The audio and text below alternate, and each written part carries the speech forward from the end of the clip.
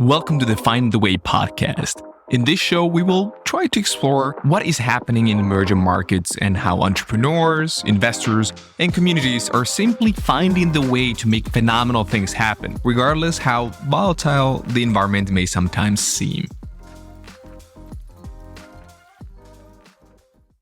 I'm super excited to present to you today to Viviana Coloma. She's the program director of SOLYDES Accelerator and the managing partner of Escalatec, which is the first early-stage venture capital firm from Bolivia. Since 2013, she has led international programs for entrepreneurs. Her expertise as a coach has allowed her to support entrepreneurs to scale their businesses and strengthen their leadership.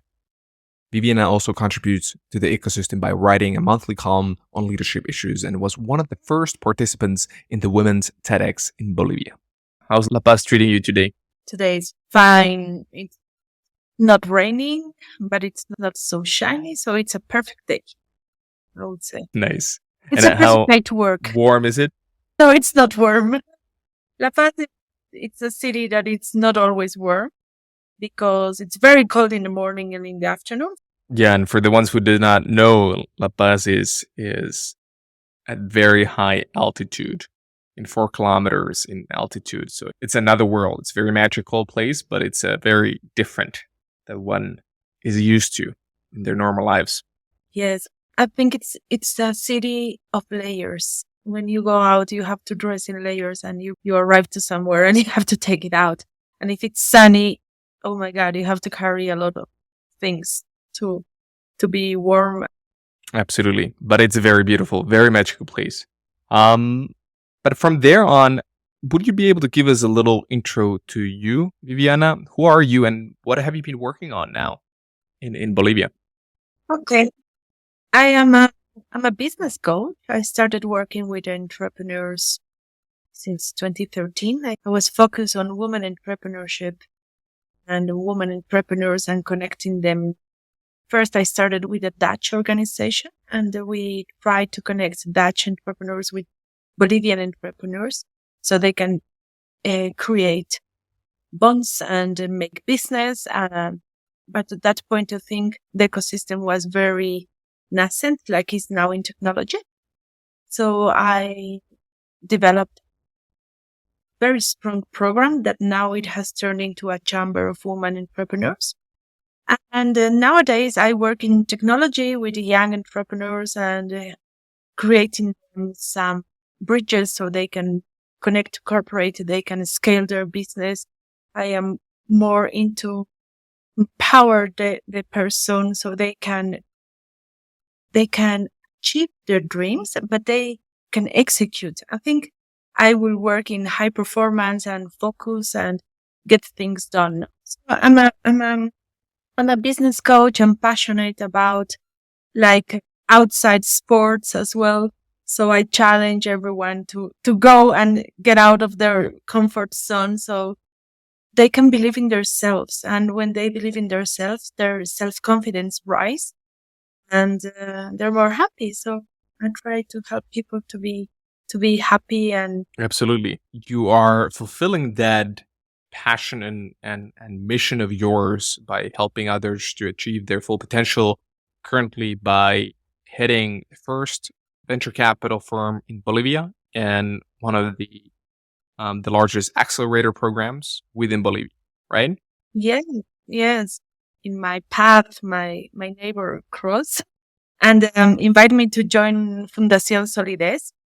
And Fundación SOLYDES is the perfect platform for me to develop and to spread what I'm passionate about.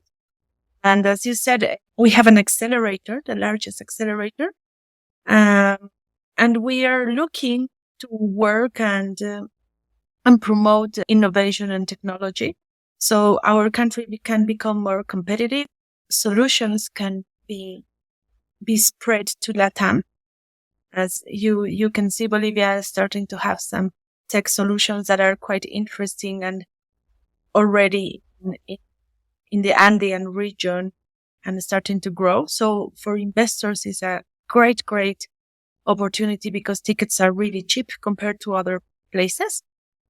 But also, I think since Bolivia is a country with a lot of needs, technology can tackle them and can and have a lot of impact.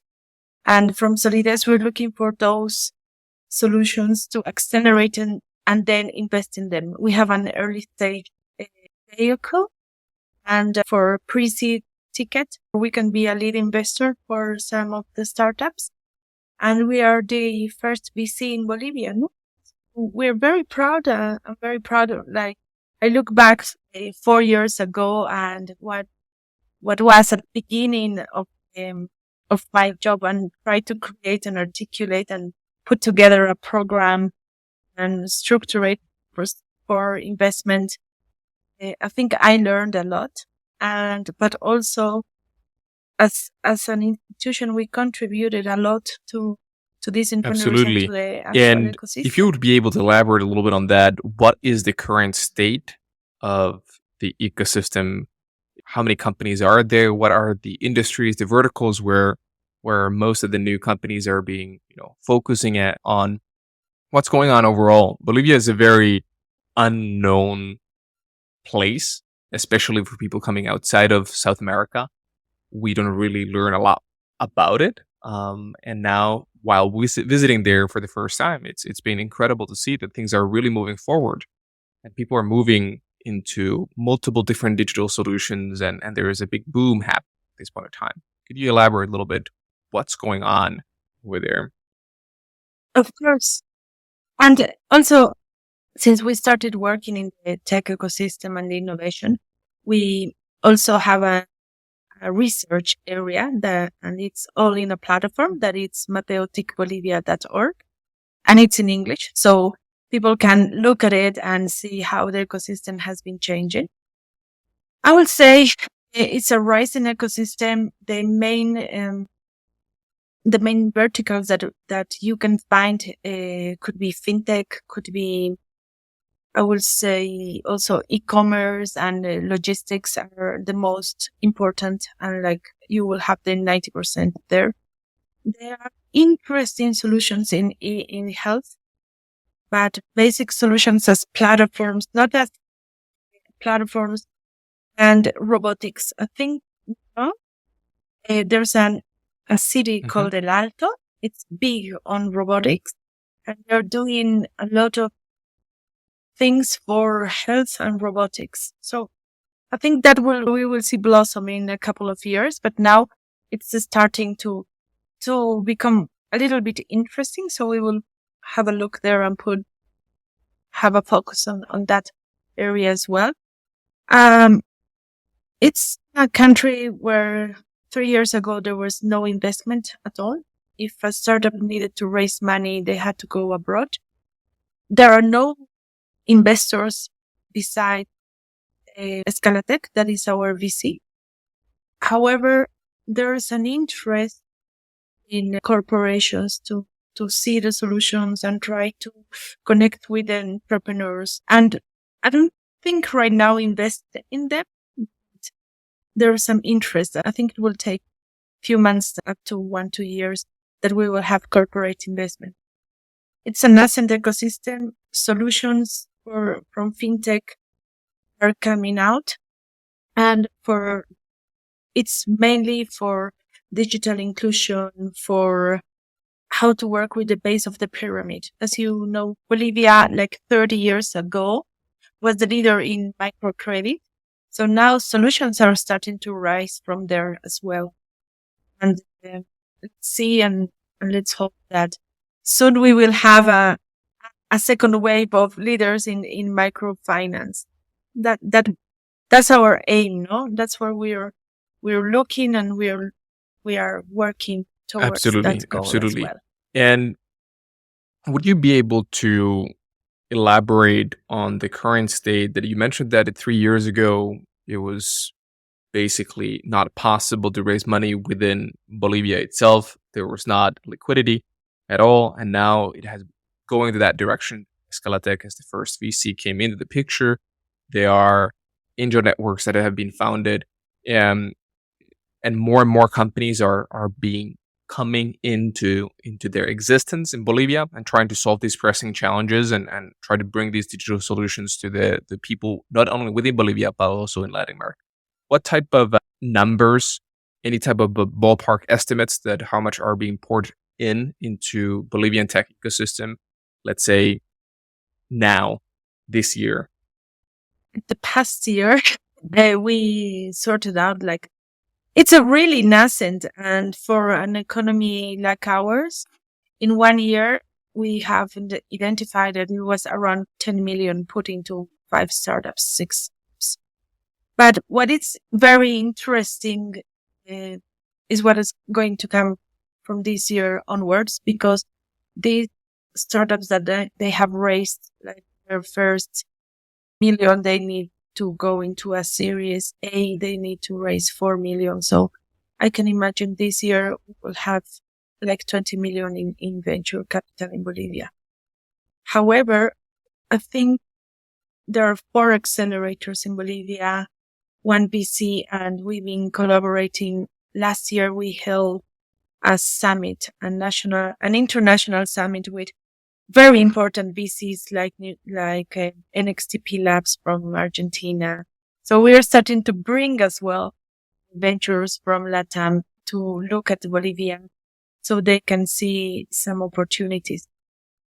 It's important to say that those 10 million, we put 1 million, 9 million were from LATAM VCs, not from Bolivia.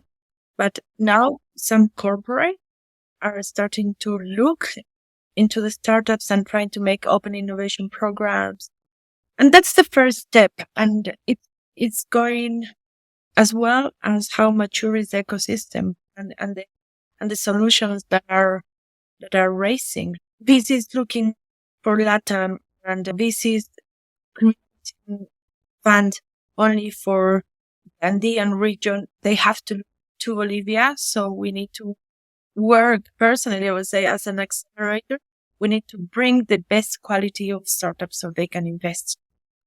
And I think with money coming in, managers and leaders we are looking at it now, like for general managers of banks and stuff are starting to create startups, and they have traction, and they're very interesting to look into it.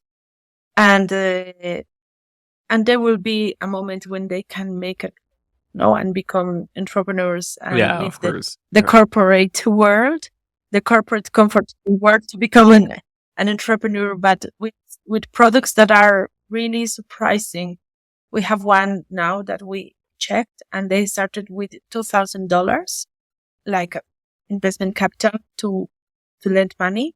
And in 1 year, those 2,000 have become 200,000. So wow. 100x. And that's so interesting, the business models they're building, because they come from the industry. So they have the knowledge and they have talent to create these new solutions that are going to compete with the banks and the traditional way of lending. So it's interesting. How is it coming? That's what I can say. More startups, second-time founders are also creating new startups. So if you're looking to put a ticket in Bolivia, I would say an early stage, like an angel investor, could be a very, very good chance that your money will pay out soon, and with a great and from there, return. If we take a little overlook on Bolivia from the traditional view and the current stage of the larger economy as a whole, what have been the main industries, the main drivers of the Bolivian economy in history and even today? I think we always relied on natural resources. That's our main income of our GDP. And in non-traditional or natural resources, I will say agro agro industry is the main, Mhm. it's the main export of the economy. If you take out the natural resources, no? So agro industry is our main exports. And internally, it would say commerce. Commerce, Bolivia is a place of commerce, of formal, informal commerce, and financial services can be as well. Absolutely. And how Very good part of our GDP. big portion of the population of a little bit over 12 million people that you have in Bolivia is still, let's say, mainly operating in the informal economy or are still unbanked, are mainly using cash as a mechanism of getting things done? I think, yeah, the majority of the population is informal. There are no formal jobs. It's very expensive to build a company here in Bolivia. Why is it expensive And, to build a company over there? Because of taxes and the social costs to have employees. And I will say it's the economy of where it's very challenging to have a company that formally will grow as fast as the economy will require. So there's a lot of informal business you will see in trading mainly, no? You will see a lot of entrepreneurs like only for subsistence or like self-employment and stuff like that. And you can go from there, like could be these organic brands or coffee shops that are very famous now here in Bolivia. Gastronomy La Paz is a city of a lot of The scene entrepreneurs. over for food and coffee and drinks, it's pretty amazing. It's amazing. And I remember I was with one VC precisely that he came for a meeting here, and he said, "This is nothing that I expected. Like, you don't have this in Santiago, you don't have this in Miami. Yeah. It will cost you 100 times more."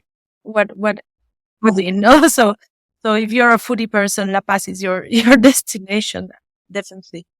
And so informal is very important, but they are into banks, but they don't use digital channels.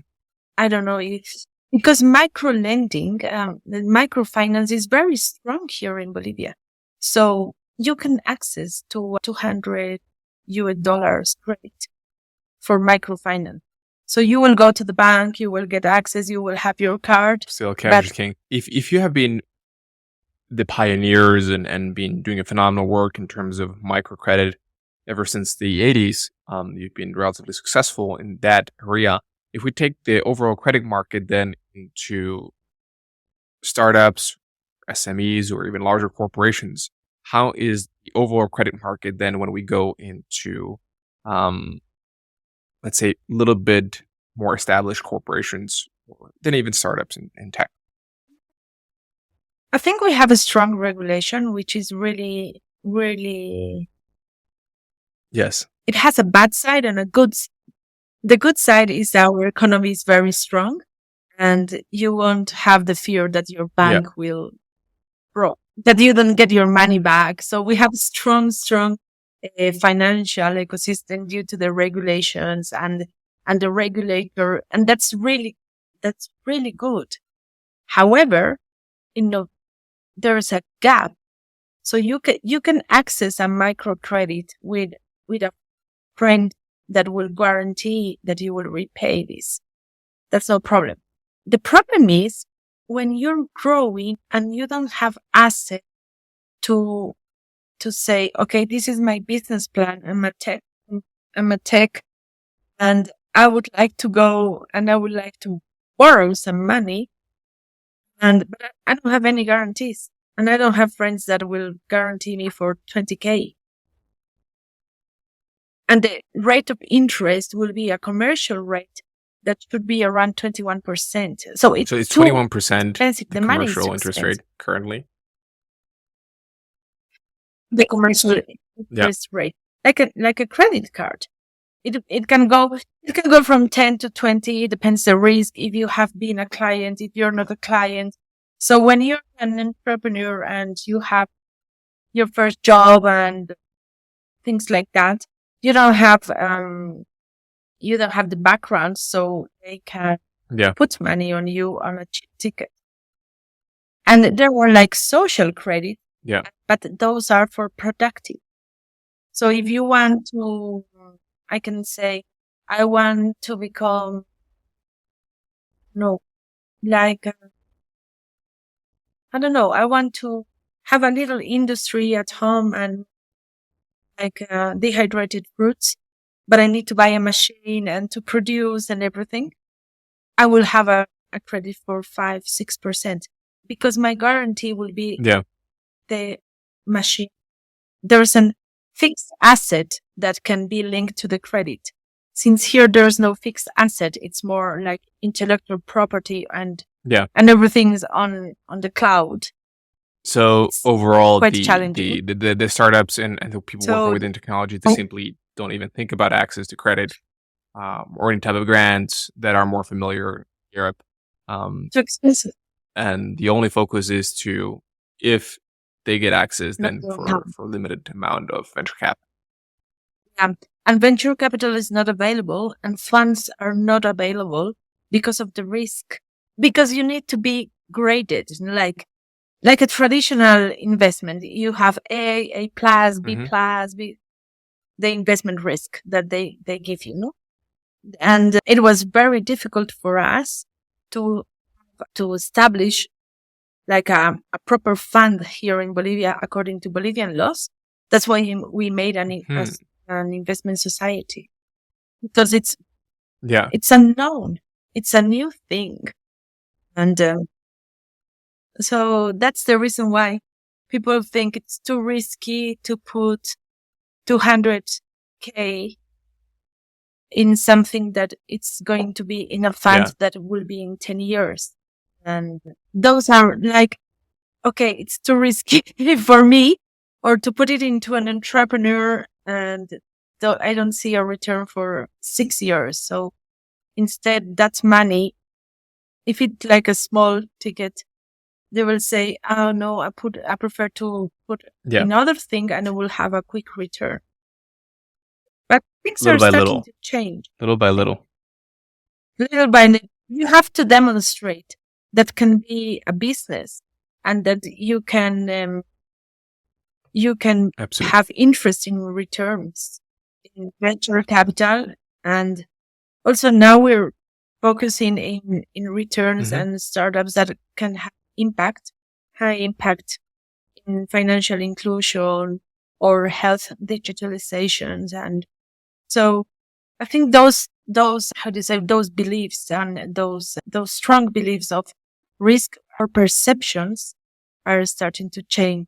There are corporations in Santa Cruz that they're investing in VC funds, in LATAM VC funds, and they're learning. So little by little, the people and the more players, corporations, businesses, and they are starting to see this as a potential, and they're starting to put little tickets in as LPs and to start learning about the game. So that's actually a very promising sign, that especially if now you're going to be able to get these great success stories early on for Bolivia, then it's just inevitable that people are coming with bigger and bigger tickets involved within your funds. It's true, Eric. Yeah, it's true, Eric, because it's like the egg and the chicken. Yeah. Who you feed first? We were in that moment, no? But you need to educate the startups in how to perform and what's the startups and what's the BC world and how to get invested.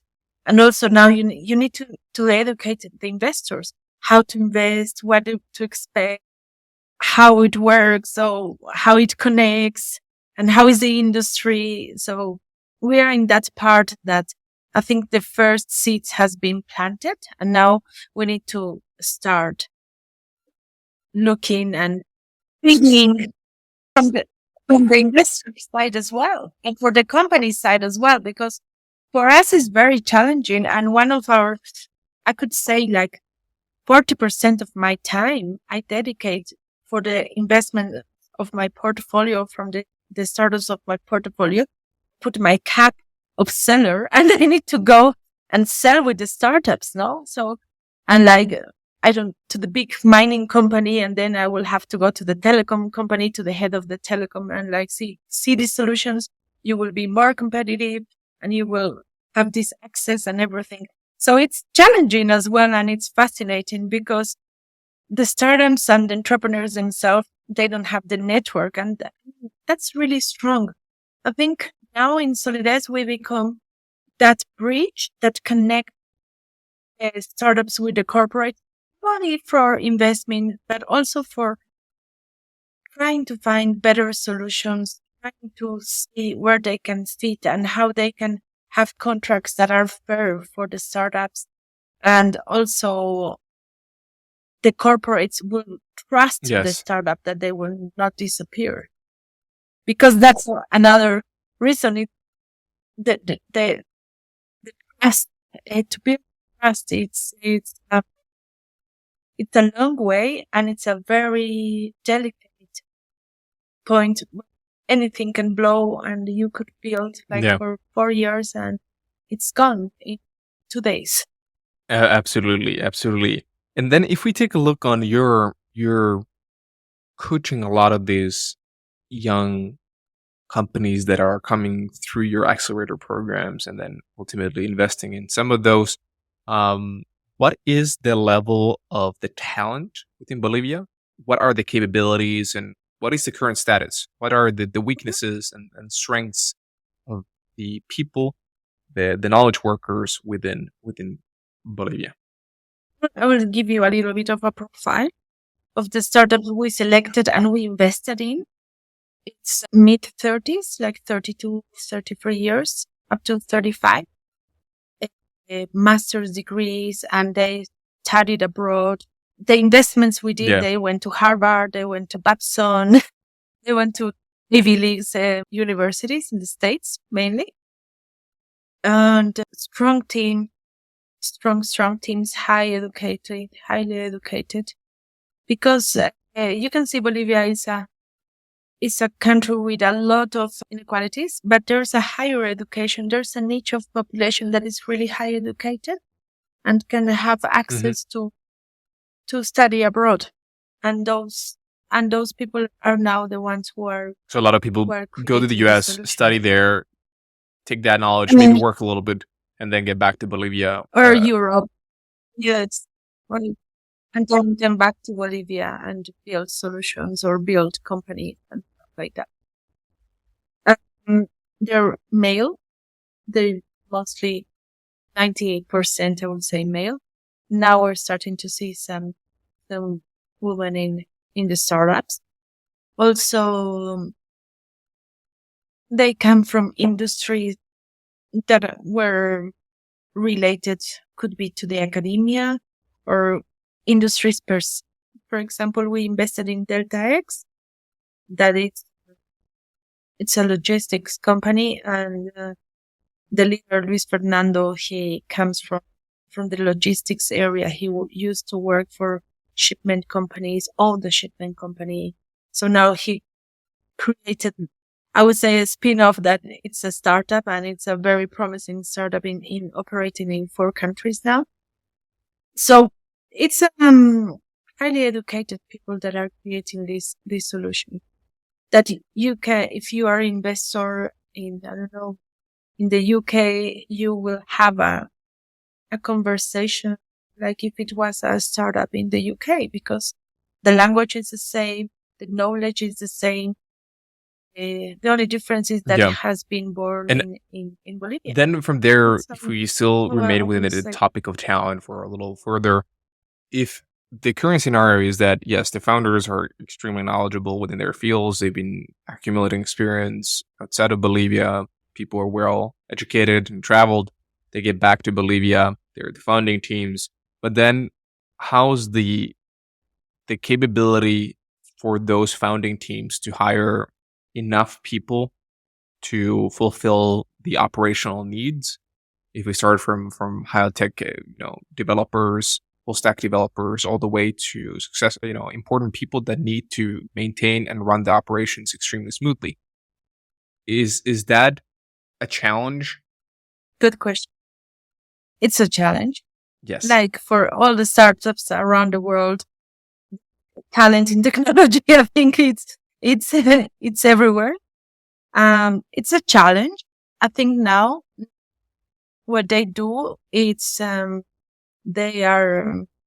educating the people as well. So they take young people from universities here in Bolivia that they have the willingness to learn alone through platforms because knowledge is there. You can learn Python, you can learn anything, but you need to know English.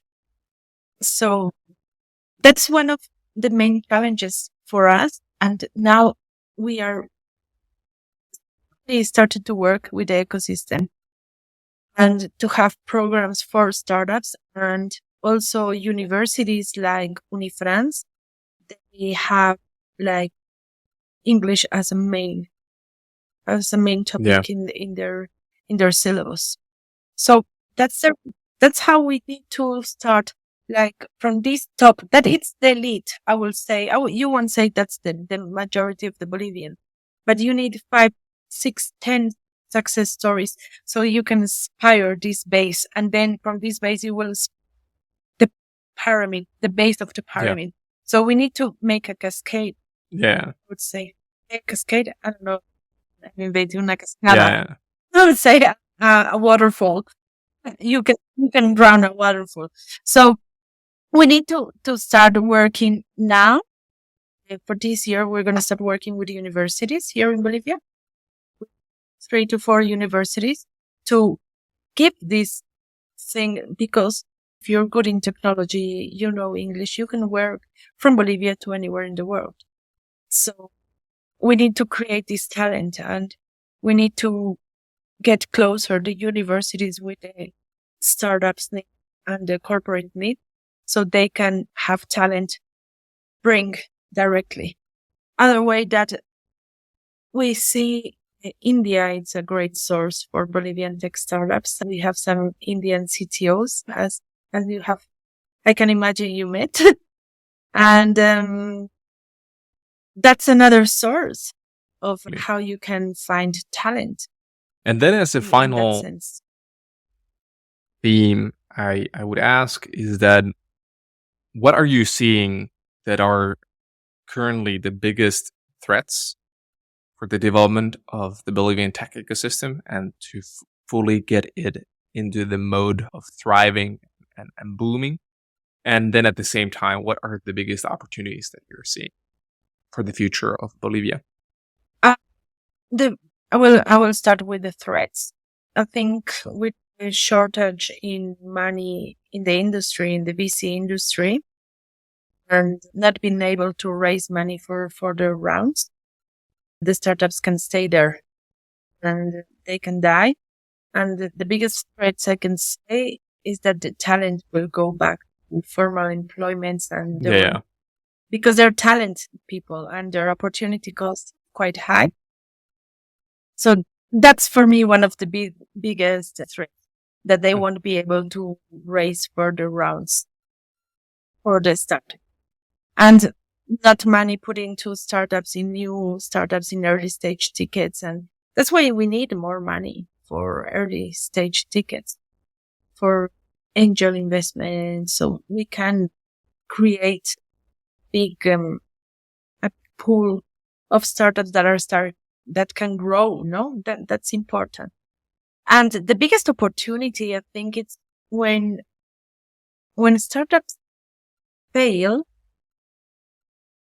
for me, is that they haven't looked enough to solve a proper problem. And they have the knowledge now to use that background and that experience to solve real problems and make startups that can generate an impact. Could be in the social life or an environmental issues. or in smart cities. And that's very interesting because now they are more qualified and aware that is not building product per se, but it's solving a need. And they have realized and are like, they're aware of it, because sometimes when you do your first startup, you just build a product and try to sell it. But when you're aware and you see several needs, you can have better chances to have a second startup that will be successful. No? So, and Bolivia is a place where you can everything. We need everything. Like we don't have a proper e-commerce. We don't have I think Uber works in Santa Cruz perfect. In La Paz, it doesn't work because you happen to understand the culture. And Bolivia is challenging itself because it's so different, Santa Cruz from La Paz. If you go to Santa Cruz, you will have Starbucks, you will have KFC, and you come to La Paz, you don't have those. And you have these independent things, but these independent coffee shops, independent restaurants and things, they have common needs, and they need to become more efficient, more profitable. So there's an opportunity for startups to work with those that are trillion here in Latam independent business. So that is a great ending note over there. I agree. So these type of things that when you don't have proper players already that are dominating the markets in fintech, e-commerce, health, just to name a few, then that means that you have a tremendous amount of opportunity at the same time. Somebody needs to go and somebody needs to fulfill this increasing demand.